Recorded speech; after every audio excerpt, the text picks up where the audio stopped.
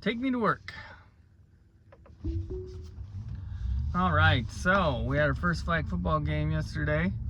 Victory, 19-14. And let me tell you, I'm a proud dad. I mean, my son plays quarterback for the team, and he's, it's not just his throws and how he does things on the field. Literally, he's just, what I got here? Morning. He's just a leader. I mean, we're doing warm-ups before the game, and he's directing people what to do, how to do it. Just been so impressed. I mean, for a 13-year-old, the kid he's exceptional. And then today he gets up at 5:30, takes a shower, he's ready to go to school. I don't know, he's an amazing kid. But,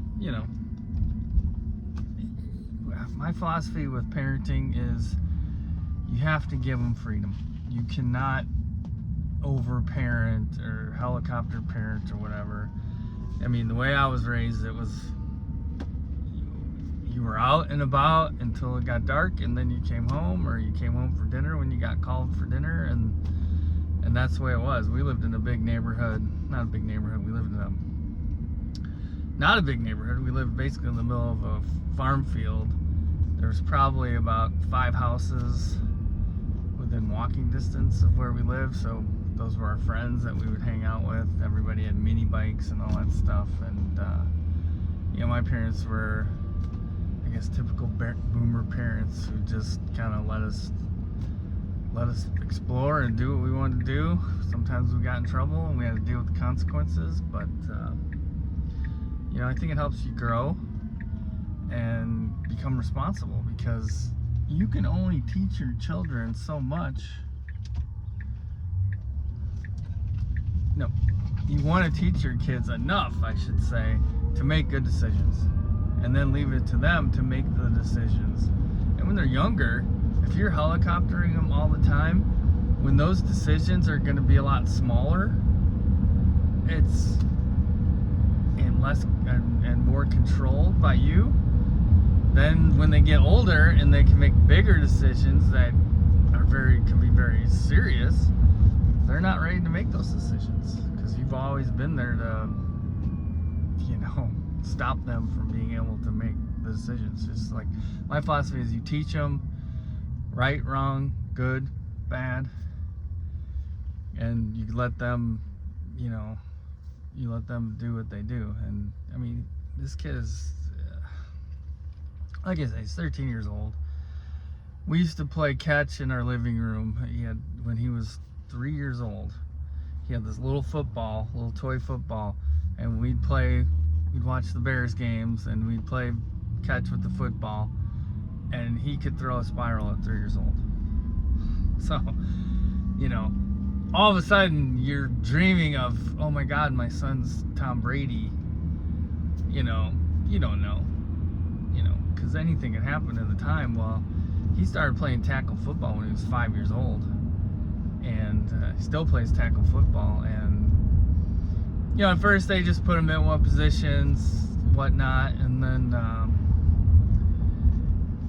I always thought he should be a quarterback because he's smart, he's a good leader, the kids all look up to him, and he can throw the ball. But they never would. He was a lineman one year, he was a center one year, he was fullback one year. I mean, he's a skinny kid too. He's not like a big bruiser type of kid. And so I kind of got pushed into flag football coaching.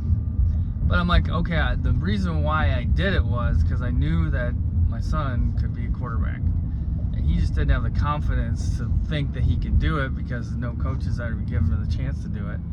So I said, listen, buddy, I'm going to coach the team. You're my quarterback. We're going to do this.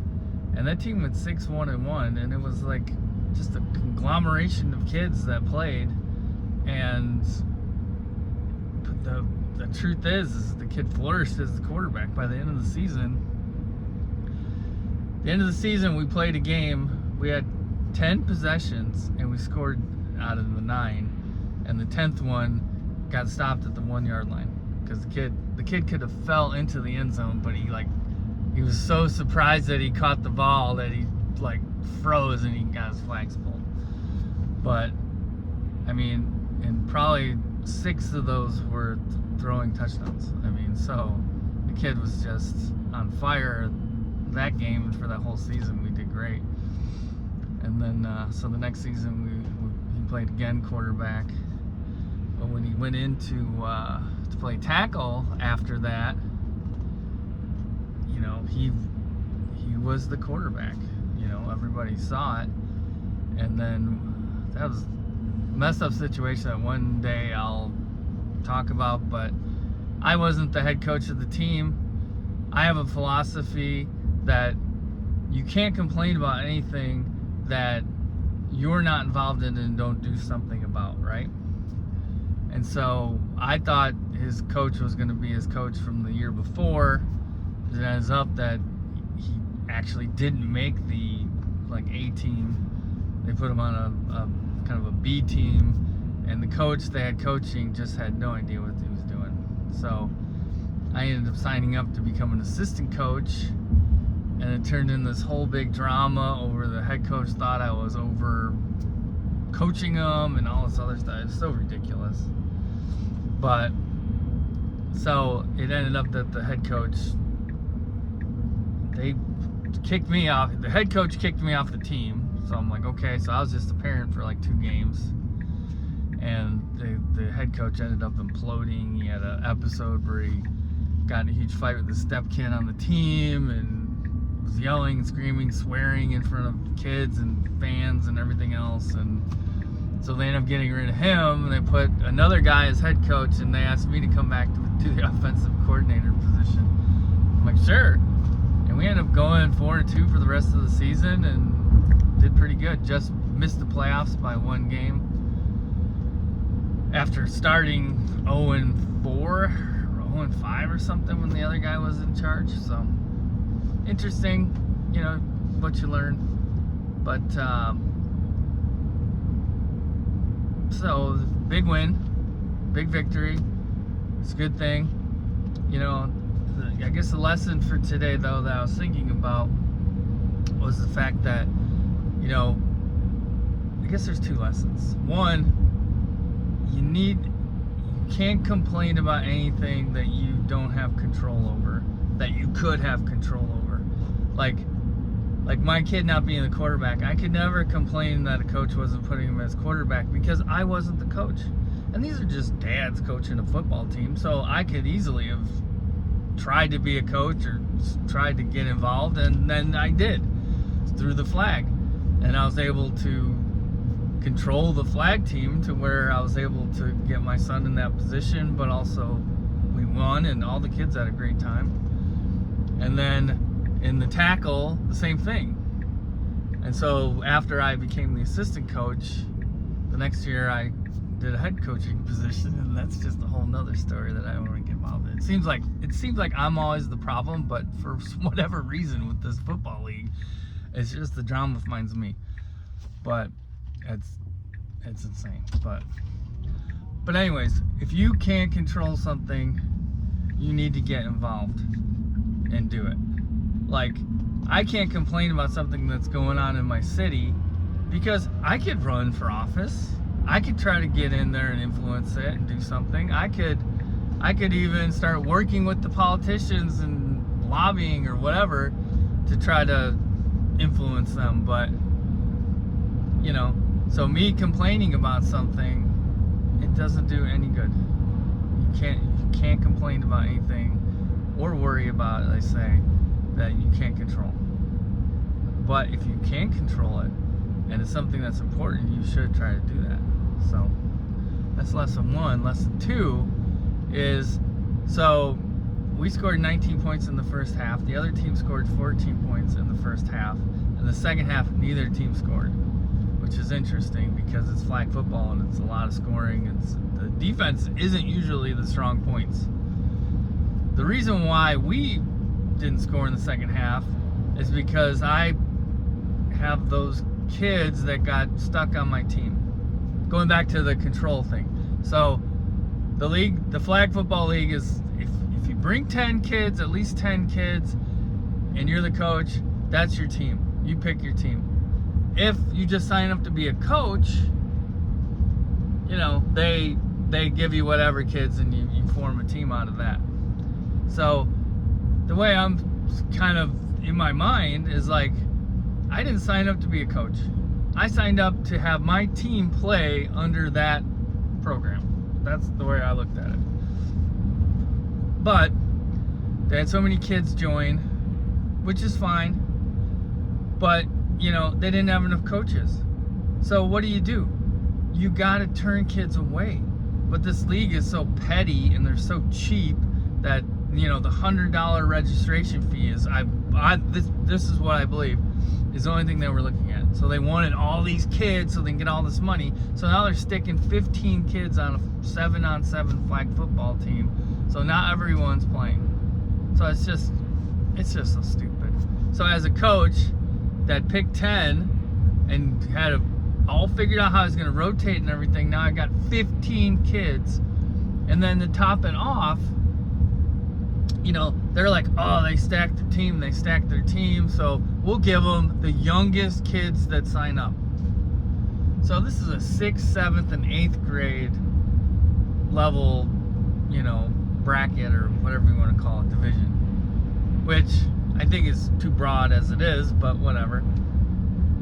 I think it should be 5th and 6th, 7th and 8th. That's how it should be, but whatever. So anyways, I've got all 7th graders on my team. I've got a couple of 6th graders. But really, the one kid was held back, so he should have been a 7th grader. And the other kid is just, you know, he's been playing football forever, so he's really good. So I got 10 kids. They stick the young kids on. I've got 3 6th graders, a 5th grader, and a 4th grader.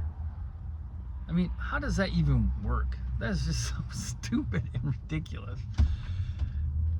You know, again, I don't know why this league has it out for me, but that's what they do, you know. And the other thing is we're supposed to have 2 home games this year. And because there's so many teams, they had to rotate out. And according to the flag football coordinator, he had no control over the schedule. But it just so happens that my team never plays at home. On our schedule, there's 2 home games. We're the home hosting field. But we're playing away both times. And the game yesterday was supposed to be a home game. So we played, it was a 45-minute drive in another state.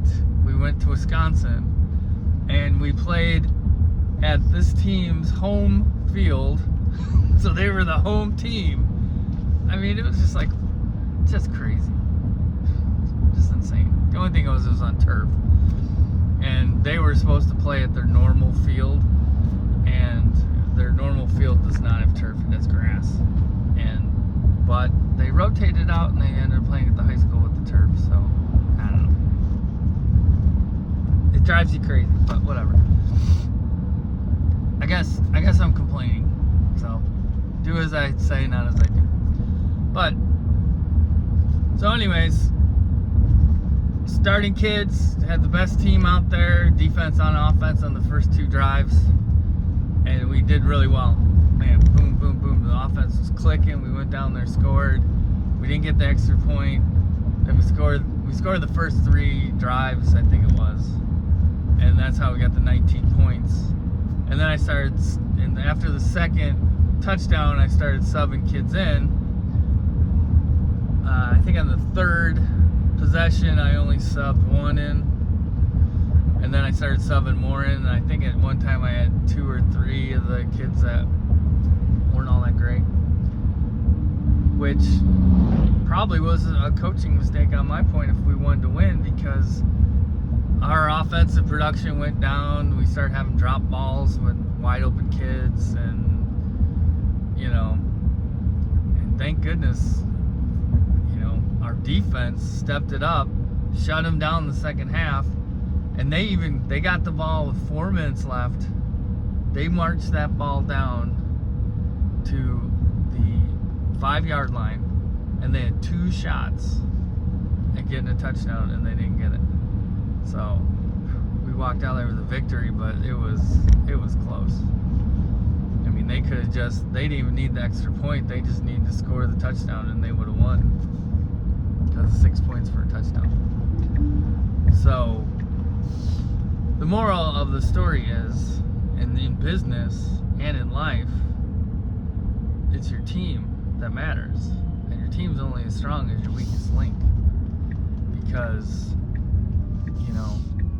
there was a kid we put in a position, and I put him in that position because that's the position he likes to play.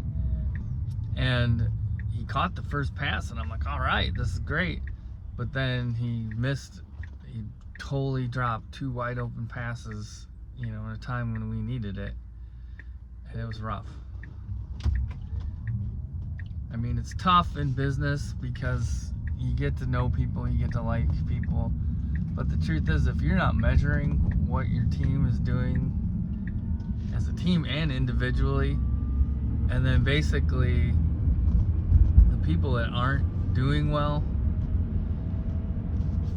you have to let them go and try to refill. And you're always you're working on the 80-20 principle.